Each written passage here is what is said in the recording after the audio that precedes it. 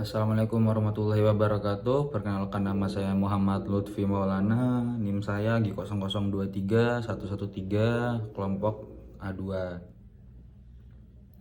Oke, kali ini akan saya jelaskan tentang neuroendokrin dari anatomi. Pertama akan saya jelaskan mengenai area Brodmann. Kita perbesar. Ini ada gambar dari cerebrum. Sudah saya beri angka di sini. Yang 4 ini adalah area motorik. Dia ini gyrus presentralis yang mengatur area motorik primer. Terus pada bagian ini nomor 6 yang merupakan gyrus postsentralis mengatur motorik sekunder. Terus pada bagian ini 3, 1 dan 2 ini mengatur sensorik primer. Terus pada ini yang ada kelihatan 43 ini merupakan area gustatorik. Terus ada area 44 dan 45 yang ini merupakan area bicara motorik. Terus ada area 39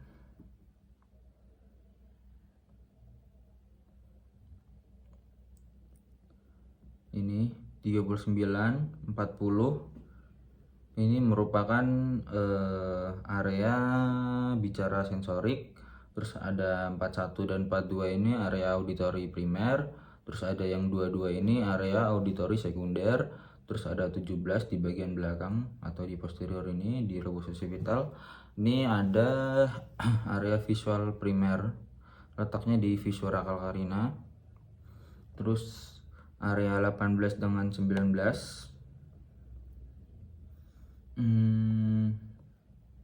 yang ini area 18 dengan 19 ini yang mengatur area visual sekunder. Oke, lanjut aja langsung ke tractus pyramidalis. Oke, untuk tractus pyramidalis sendiri, dia ini merupakan upper motorik neural. Dia ini dimulai dari cortex cerebri. Cortex cerebri itu kurang lebih di bagian sini. Cortex cerebri gyrus presentralis, lalu berjalan melalui kapsula interna,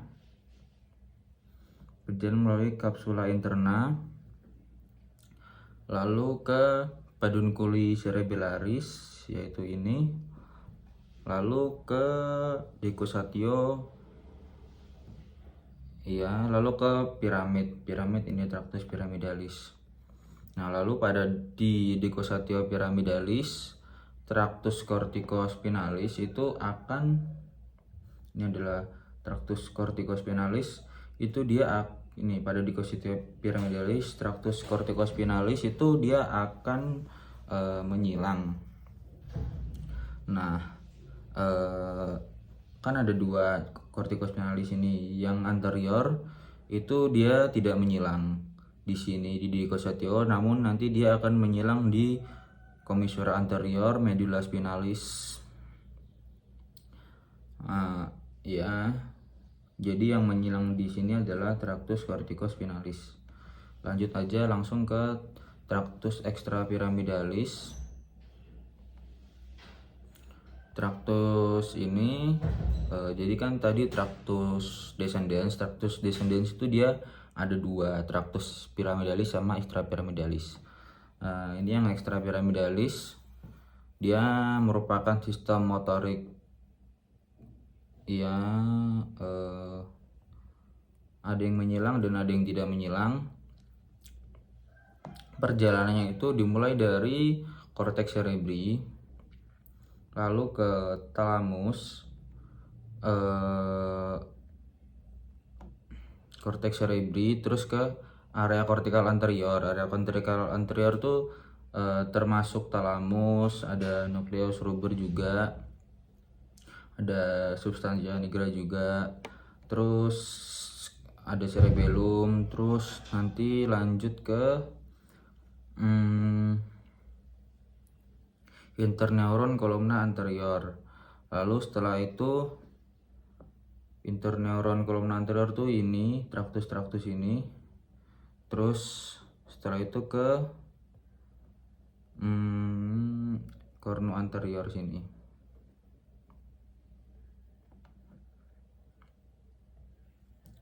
Lalu selanjutnya anatomi dari ensefalon. Untuk anatomi dari ensefalon ini yang ada gambaran pas embrionya. Jadi pada 3 minggu pertama, 3 menuju 4 minggu pertama itu ensefalon ini dia punya 3 bagian. Ada prosencephalon atau forebrain, terus ada mesencephalon atau midbrain, terus ada rhomboencephalon atau hindbrain. Terus pada minggu kelima yang 3 bagian tadi akan terbagi lagi. Prosencephalon terbagi menjadi telencephalon dan diencephalon, mesencephalon terbagi menjadi mesencephalon juga. Terus rhomboencephalon terbagi menjadi metencephalon dan mielencephalon. Lalu setelah minggu kelima, di minggu kelima ini telencephalon itu menjadi cerebrum, diencephalon ini menjadi talamus, hipotalamus dan epitalamus. Terus mesencephalon menjadi midbrain, metencephalon menjadi pons dan cerebellum, lalu mielencephalon menjadi medulla oblongata.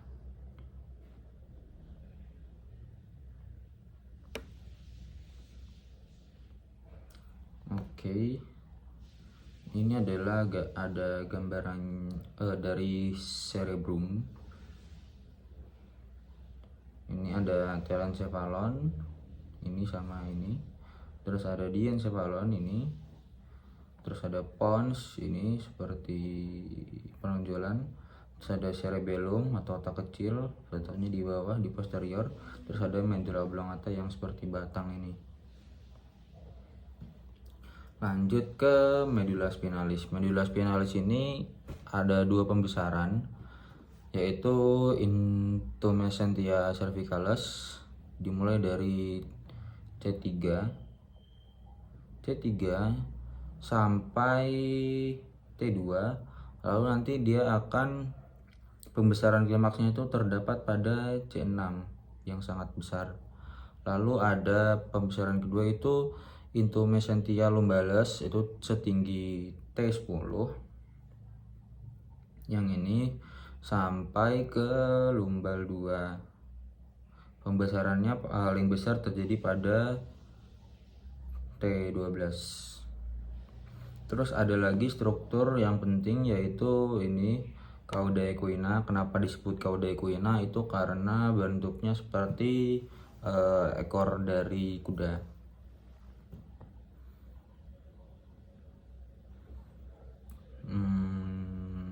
Terus untuk struktur internanya sendiri, dia punya substansia alba dan substansia alba ini warnanya putih karena isinya serabut syaraf yang terselubung mielin. Terus ada substansia grisia yang berwarna abu karena didominasi oleh badan sel saraf, makanya warnanya abu. Terus di tengahnya terdapat canalis centralis. Ini canalis centralis yang nantinya akan terisi oleh LCS hingga ke ventriculus terminal.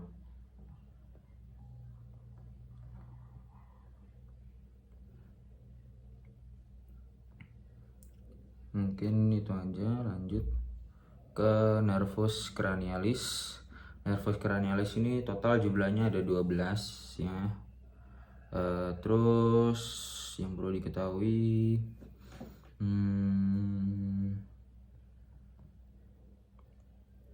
nih nervus 1. Nervus 1 ini keluarnya dari lamina cribosa, tulang ethmoidal. Terus nervus 2 akan keluar dari dari canalis opticus, Terus nervus 3 dan nervus 4 ini keluarnya dari viscera orbitalis superior. Terus nervus 5 atau trigeminal keluarnya itu dari dia kan ada 3 percabangan, ada nervus ophthalmicus, ada nervus maxillaris, sama nervus mandibularis. Kalau ophthalmicus itu keluar dari viscera orbitalis superior, kalau maxillaris keluar dari foramen rotundum, kalau nervus mandibularis keluar dari foramen ovale. Terus yang ada nervus keenam keluarnya dari viscera orbitalis superior. Terus ada nervus ketujuh keluarnya dari foramen stylomastoideum. Terus ada nervus 8. Nervus 8 ini vestibulocochlear, ini keluarnya dari meatus acusticus internus. Terus nervus 9, 10 sama 11 keluar dari foramen jugular.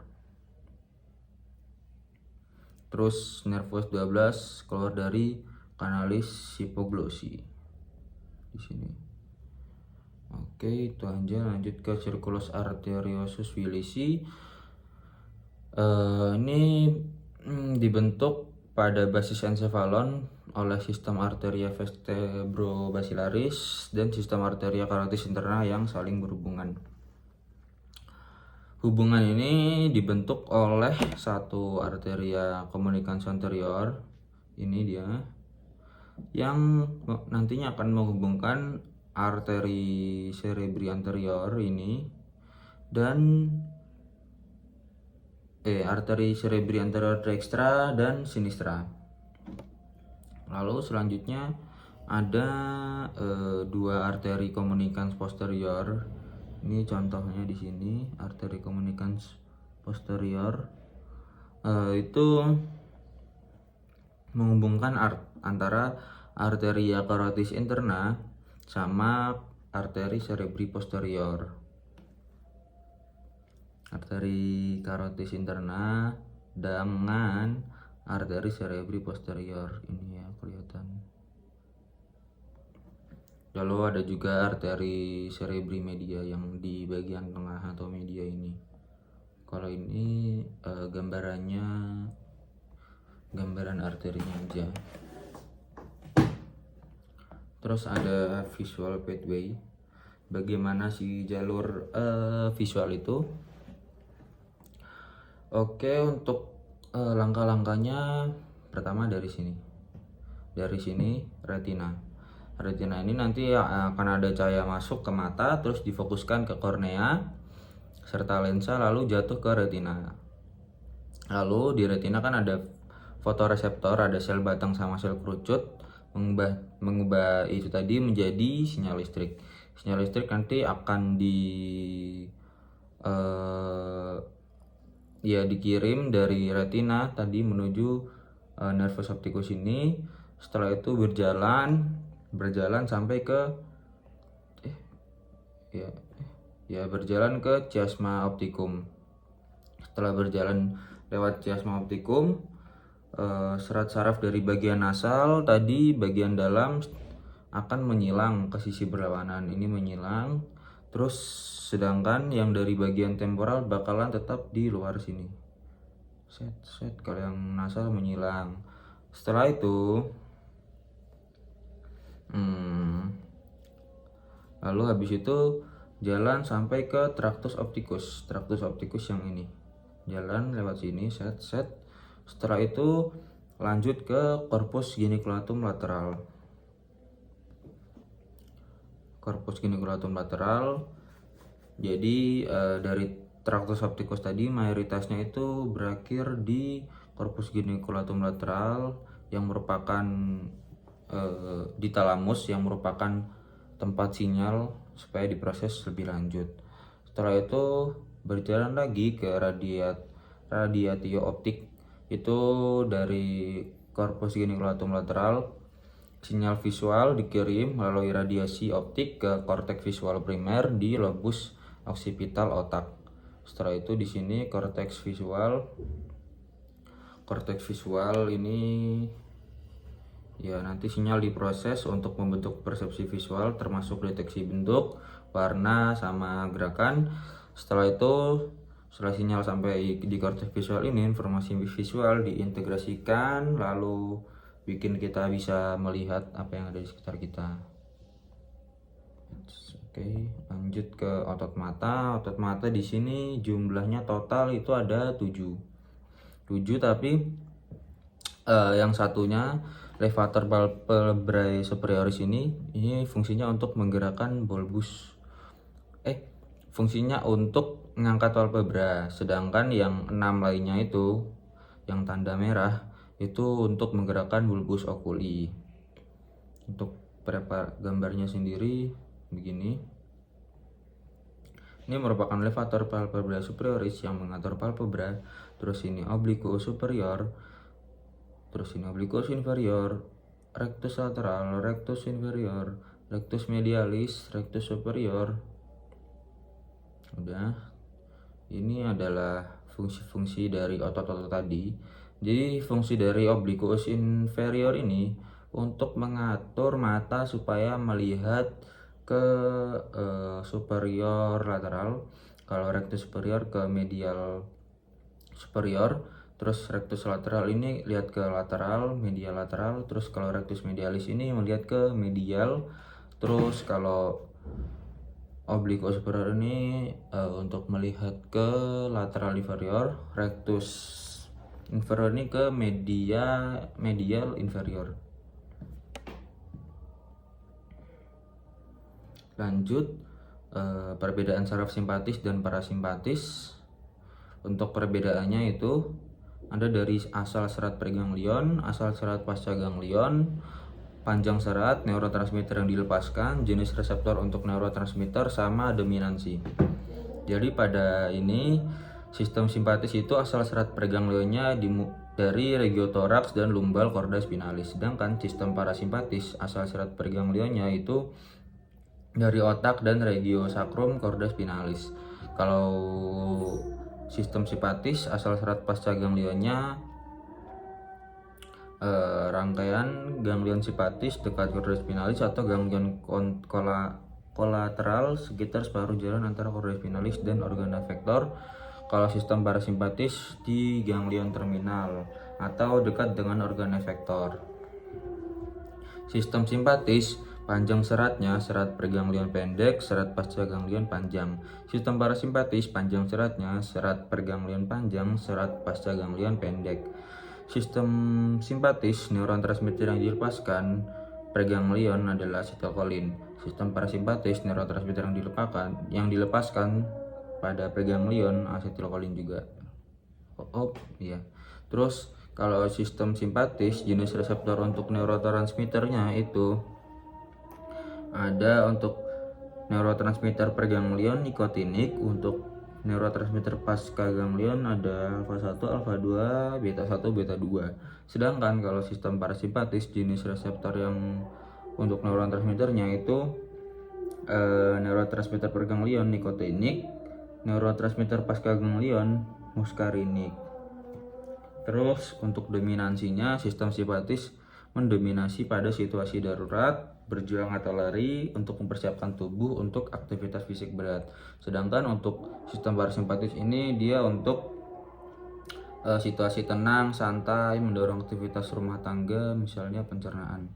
Ya, jadi misal santai-santai itu menggunakan sistem parasimpatis, sedangkan kalau untuk sistem yang buat bekerja keras itu sistem simpatis. Lanjut ke modalitas saraf cranialis. Untuk nervus 1, nervus olfactory itu fungsional komponennya ada special sense of smell SVA. Yang kedua optic nerve itu mengatur SSA. Yang ketiga oculomotor nerve mengatur GSE dan GVE. Terus nervus trochlea mengatur GSE, trigeminal mengatur GSA, abdusen mengatur GSE, facial nerve mengatur GSA, SVA, GVE, SVE. Terus vestibulococlear mengatur SSA, glossopharyngeal mengatur GSA, SVA, GVA, GVE, SVE. Terus untuk nervus vagus mengatur GSA, SVA, GVA, GVE, SVE. Untuk nervus accessoria mengatur SVE, nervus hypoglossal mengatur GSE. Bisa dilihat sendiri, bisa di screenshot. Oke, mungkin itu saja referensinya. Dari sini ada dari Netter, ada dari Sobota, ada